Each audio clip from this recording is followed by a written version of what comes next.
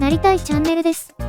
姉妹チャンネルの青虫の朗読チャンネルにもよろしくお願いします。魔王学院の不適合者第4章大精霊編第127話豪剣と銃剣第128話知恵比べ朗読を始めます。魔王学院の不適合者第127話豪剣と銃剣。森林の中、ミーシャとサーシャは2000年前の魔族冥王イージスコードが配下リンカセオールネスと対峙していた。いざ尋常にリンカは透明の体剣を地面から引き抜き背中に担ぐようにして構えた。ぐっと地面を蹴れば硬い大地に足跡が刻まれる。弾き出されたような勢いで彼女は二人に迫った。勝負。サーシャが破滅の魔眼をその魔剣に向ける。いかに神話の時代の産物とて今の彼女の力であればその魔力を滅ぼすことができるはずだ。だが次の瞬間サーシャは目を疑った。透明の剣身がさらに透き通りふっと消えたのだ。どれだけ目を凝らしても彼女の魔眼にその魔剣は映らない。リンカは枝毛になったその体剣をサーシャめがけ横なぎに振るった。氷の盾。ミーシャがすっと指先を伸ばしアイビスの魔法を使う。即座に創造された氷の盾が見えない体剣にスパッと切断された。ミーシャが新たに氷の盾を構築していくがリンカの剣撃破早すぎた。その刃は氷の盾を追い越しサーシャを切り裂いた。彼女の胸から血が噴き出しがっくりと膝をつく。浅いか。リンカがつぶやく。氷の盾が切断されたことで見えない剣の軌道が読めたのだ。サーシャが瞬時に後退したわけ。致命傷は免れた。不死鳥の包囲が炎となってサーシャの体にまとい瞬く間にその傷を癒していく。下がって。ミーシャの声を聞きサーシャはフレスで後退する。剣の間合いから十分に離れたところで二人はその魔眼をリンカに向けた。なんなのあの魔剣。魔力すら全然見えないわ。破滅の魔眼は魔力や魔法術式を見なくてはそれを破壊することはできない。それゆえ見えないあの魔剣には通じなかったのだ。魔剣の力じゃない。金面の魔法。ミーシャの魔眼には魔力も姿も隠蔽されたリンカの魔剣が見えているのだろう。剣が透明化したのは魔剣の力。それとは別にリンカは金面の魔法を使い魔剣の魔力を隠蔽している。そういうこと。豪剣なんてインチキにも程がある二つ名だわ。リンカはゆっくりと間合いを詰めてくる。サーシャは破滅の魔眼をリンカ自身へ放った。彼女は一瞬顔をしかめたが意に介さず前進してくる。破滅の魔眼は究極の反魔法だ。物や人を壊す作用はその副産物に過ぎない。魔力の劣る相手であれば人にらみで倒せるだろうが2000年前の魔族には影響を与えこそすれ決着をつける決め手にはならない。ミーシャとサーシャ母じりじりと交代し距離を取った。剣の間合いでは二人が不利だ。あいにくリンカが立ち止まり体剣を背中に担ぐように構えた。豪剣というのは転生が完了する前につけられた名だ。2000年前の私につけられた名は銃剣。リンカがいるのは剣の間合いの遥か外。しかし彼女は構わずその透明の魔剣を振り上げた。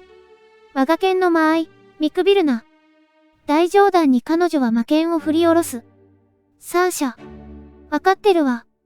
ミーシャが氷の盾を作りそこにサーシャが魔法障壁と反魔法を張り巡らせる。二人は手をつなぎ同時に言った。ジェアイゼオ。融合魔法によって何倍にも強化された氷の盾がリンカの魔剣を防ぐ。だがさらに一歩踏み込み彼女は渾身の力で剣を振り下ろした。おー。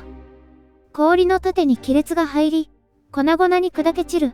二人がフレスで左右に散った瞬間地面が真っ二つに裂けた。まともに食らえばただでは済まなかっただろう。自在剣がアメスト。形状も材質も色も私の思うがままだ。今度はどんな形状に姿を変えたか両手で握っていた体剣をリンカは片手に持ち直した。この威力で銃剣なんて相変わらず2000年前の魔族は頭がどうかしてるわ。そう買いかぶるな。2000年前の私は今ほど強くはなかった。少なくとも、霊力に関して言葉を発しながら、凛花はじりじりと間合いを詰めてくる。どういうことかしら？間合いを測り、魔剣を持つ凛花の手に意識を向けながら、サーシャは聞いた。転生がうまくいった。魔王アノスの血を引くこの体は強靭だ。力が完全に目覚める前ですら混沌の世代と呼ばれるほどに、そこに私の根源が入れば、以前よりも強くなったとて、不思議はない。凛花が地面を蹴った。しかし、先手を打ったのはミーシャだ。氷の柵が彼女の行く手を阻んでいた。氷の檻。さらに、その四方を囲み、氷の檻が構築される。そこに、サーシャの半魔法と魔法障壁が重ねられた。ジェアイゼオ。ぬるい。体を回転させ、凛花は体剣を振り回す。ドゴー、ドガーンと音を立て、氷の檻が投げ払われた。しかし、その頃にはミーシャは次の一手を打っていた。氷の城。凛花を知神として、東西南北に魔王城が建てられる。すでにそこには魔法陣が展開され、訪問が現れている。食らいなさい。漆黒の太陽が東西南北の魔王城から同時に発射される。ジオグレイズ。四方から放たれた漆黒の太陽は、辺りを闇に染めていく。避ける隙間はなく、ジオグレイズが凛花を飲み込んだ。ゴーッと辺りが黒く炎上し、魔力の余波で周囲の木々が吹き飛んだ。直撃すれば、骨も残らないだろう。この時代の魔族にしては、なかなかの魔法だ。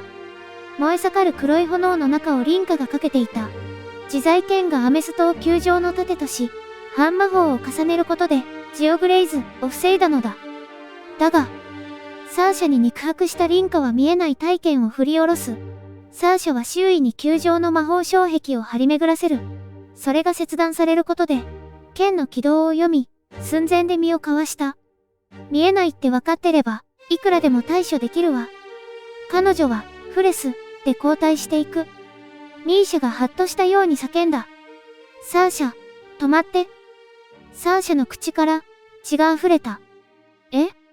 彼女の腹部に血が染み、それが透明な魔剣の姿をあらわにした。自在剣がアメストは数も自在だ。貴様が逃げそうな位置にしか消させてもらった。不死鳥の包囲が再び燃え、サーシャの傷を癒す。だが、それよりも早く、凛花はサーシャにもう一本の自在剣を突き刺した。ここまでだな。その魔法具の再生速度よりも、傷が広がる方が早い。サーシャはその場に崩れ落ちる。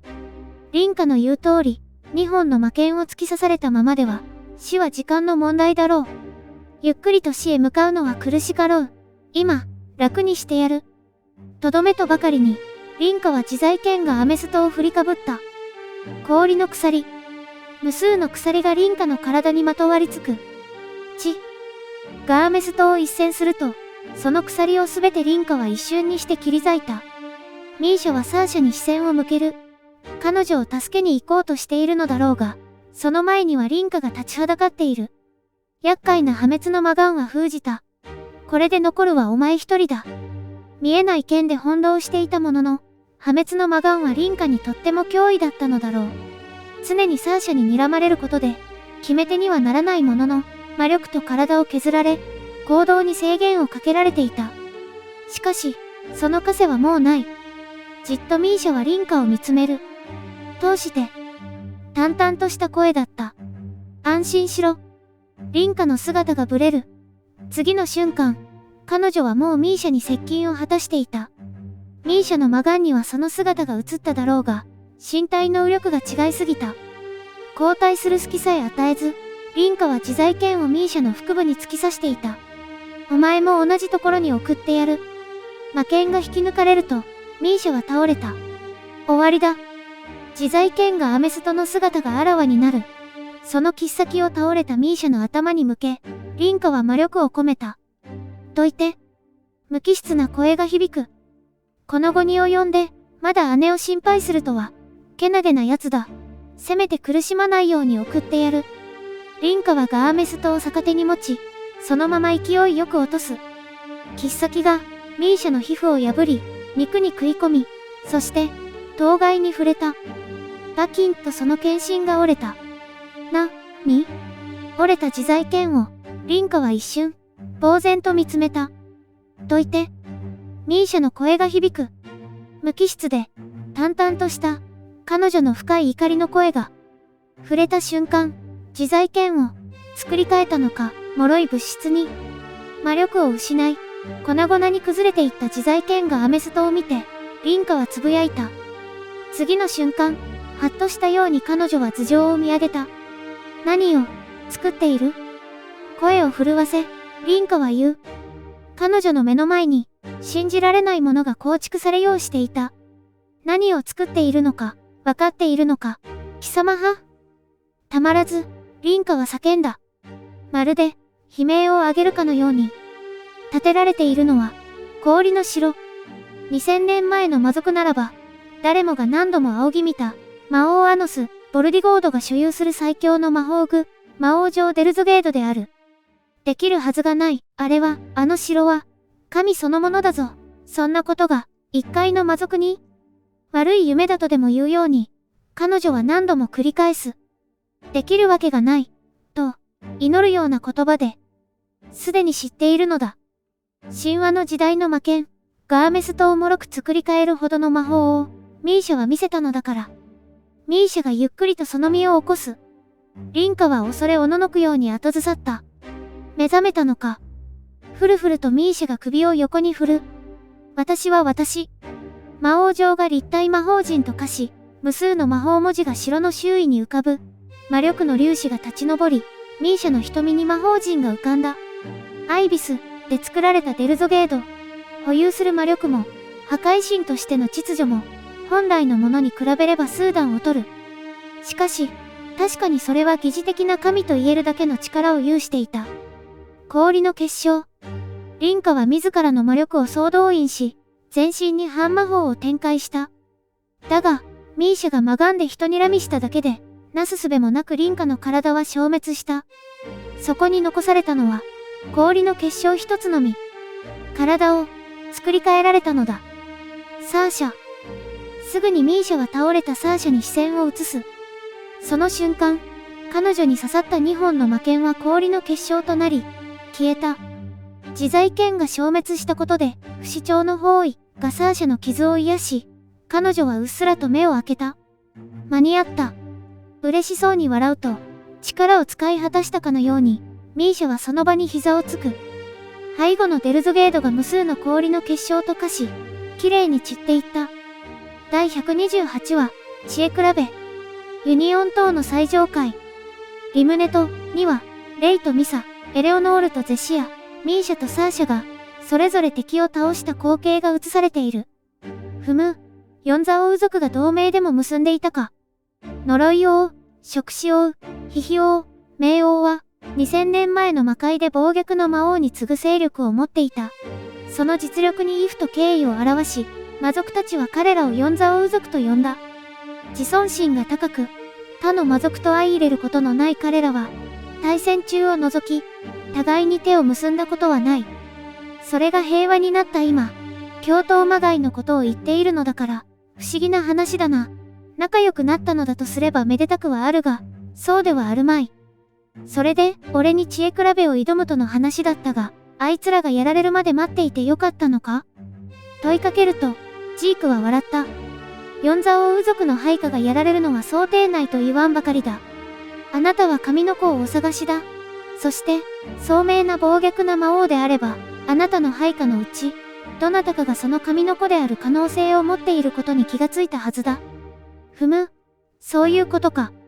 2000年前、ノースガリアは大精霊レノに神の子を産ませようとしていた。俺が間に合っていなかったのだとすれば、あるいは俺が転生した後に再びレノに魔の手を伸ばしたのだとすれば、彼女は神の子をその身に宿したであろう。ミサが大精霊レノの子だというのが事実ならば、神の子の可能性がある。またノースガリアは、ジェルガの魔法化に手を貸した。魔族を憎悪していた。ジェルガをおとりに使い、本命はエレオノールが神の子の器を生むことだったとしても不思議はない。つまり、ゼシアが神の子かもしれない。そして、ディノジクセスについても、神の干渉により、ミーシャが生まれたのだとすれば、彼女を生んだ目的があるはずだ。ディノジクセスは本来、俺が転生した直後に神の子を生むための魔法だったのかもしれぬ。そうであれば、ミーシャとサーシャが一体になった姿こそが、神の子ということも考えられるだろう。先の戦争で一度、ディノジクセスを使い、融合を果たしたことで、神格が高まった。それゆえ、根源が死に瀕し、魔力が上昇したことで、ミーシャの神の力が目覚め始めた。疑似的にデルゾゲードを作るという神にも迫る驚異的な創造魔法の行使ができたのはそのためかもしれぬ。まあ、確かにお前の言う通りだがな、ジーク。触手王がノースガリアと共闘関係にあるのならば、俺にわざわざ情報を与えたのは妙な話だ。俺が気がつくのは時間の問題だったにせよな。ただ神の子の情報を晒しただけでは、何の意味もない。先のジークの発言から考えれば、狙いは一つだろう。つまり、こういうことか、お前が持っている情報を賭けのチップにし、俺に知恵比べを挑むと。計算通りといった風に、ジークは笑みを覗かせる。さすがは魔王アノス。ただ強いだけではないお方だ。ジークは、ゼクトの魔法を使った。ルールを説明しよう。あなたは質問をする。俺はそれに対して知っていることをすべて話す。ただし、俺はある一つの事柄を指定し、それに関しては嘘をつくことができる。例えば、神の子の正体についてか？軽く揺さぶりをかけておく。そうだ、俺が神の子の正体について嘘をつくと指定した場合は、その正体に近づく質問についてのみ嘘をつける。ふむ、同時ぬか。なかなか肝が据わっている。まあ、ここで動揺されては拍子抜けというものだ。ただし、嘘をつくと指定した事柄については、反対に本当のことを答えることはできない。なるほどな。必ず嘘しかつけないのであれば、質問の仕方によっては、それを嘘と見抜くことが可能だ。質問の回数は15回。その間に俺がどの事柄について嘘をついているか当てることができれば、あなたの勝ちだ。その時には、5秒間、俺は魔力を封じられる。無論、魔剣もだ。メルヘイスを蘇生し、奴を滅ぼしても、5秒あれば十分にお釣りが来る。逆に最後まで俺の嘘を見抜けず、俺が勝てば、あなたの時間を5秒もらう。その間、あなたは魔力を使えない。5秒間、俺が魔力を使わなかったところで、奴が俺を滅ぼすことは不可能だろう。傷を負わせることぐらいはできるかもしれぬがな。あとはせいぜいメルヘイスを滅ぼすのが精一杯といったところか。それとも、何か切り札でも持っているか？ないと考える方が不自然だろうな。嘘の指摘ができる回数は8回までだ。ゼクトには、俺が嘘を指摘した際に、答えを偽らないと規定されている。それ以外にも、今ジークが話した概要におかしな抜け道がないようにはしてあるようだ。嘘を指摘できるタイミングはいつでも構わない。嘘をついたと分かったタイミングで申告すればいい。まあ、妥当といえば、妥当なルールだな。幾分か俺が有利な気がするが、そうでなければ知恵比べに乗ってこないと考えているのだろう。いかがか、魔王アノス。このまま力押しで俺を滅ぼしたところで、メルヘイスが蘇生できない可能性は1億分の1。どう考えても、あなたは何も失わずに勝利できる。普通に考えれば、リスクを冒さないのが賢明だとは思うが、努めて冷静に、ジークは言った。それも駆け引きの一つだろう。ふむ、一つ見誤ったな、ジーク。挑発しているつもりなら、そんなものは不要だ。知恵比べだろうと力比べだろうと同じことだ。この俺から1億分の1の勝利さえ奪えると思うなよ。迷いなく、俺は、ゼクトに調印した。勝利を確信してのことか、わずかにジークは笑った。それでは、勝負だ、魔王アノス。その言葉を制するように、俺は、ゼクトを指さす。その前に一つ、ルールを変更したい。奴が険しい表情で俺を見た。どのようにだ？質問の回数は7回、嘘を指摘できる回数は4回でいい。ジークはいぶかしむように眉根を寄せた。予想だにしていなかった、といった雰囲気だな。その代わり、その魔剣を俺に預けておけ、レバイドを使い続けながら、知恵比べは億劫だ。もとより、ゼクトには知恵比べの最中に、反魔剣で、レバイドの術式を破壊することは禁止するよう記載がある。滅びる覚悟があれば、ゼクトは破棄できる。あなたの魔眼ならば、それを事前に察知し、阻止できるはず。あなたが不利になるだけの条件ではないか？そう思うのなら喜んで受けることだ。この俺に挑むのだ。ハンデがいくらあっても足りはしないぞ。真意を探るように、ジークはじっと俺を見据える。しばらくして、奴は言った。いいだろう。胸を借りさせてもらおう。ジークは、ゼクトの条件を変更した。奴はその魔眼を総動員し、俺の一挙手一投足、魔力のわずかな乱れも逃さぬよう凝視しながら、反魔剣がブレイドを差し出した。俺がどう出るかわからず、警戒しているのだろう。その魔剣を無造作に受け取り、俺は言った。契約成立だ。条件を変更した、ゼクトに俺は調印し、ガブレイドを脇に避けるよう、床に突き刺しておいた。ジークは小さく息を吐く。安心したと言った素振りだ。では、始めるとしよう。最初の質問だ。真っ先に確かめておくことは一つ。神の子について話せ。一瞬の間の後ジークは答えた。神の子の可能性があるのは3人。ミサ、イリオローグ、ゼシア、ビアンカ。そしてミーシャネクロンとサーシャネクロン。ネクロンの姉妹については、2人が融合した少女がその可能性を有している。ミーシャとサーシャは2人で1人と考えるわけか。15年前、大精霊レノと魔王の右腕神、レグリアの間に子供が生まれた。それがミサ、イリオローグだ。だが、それは天武神ノースガリアの思惑通りだった。ミサの精霊としての伝承は、魔王を滅ぼす秩序であるということ。そしてその伝承は人間でも魔族でもなく、神々の間で広まっている。反霊反魔にもかかわらず、ミサが精霊病とは無縁の強い根源を持っているのはそのためか。しかし、ここで神が出てくるとはな。2000年前、あいつには大精霊レノの護衛を任せた。接点はあるにはあったが、あの男が恋をするというのは想像がつかぬ。事実だとすれば、やはり平和というのは素晴らしい。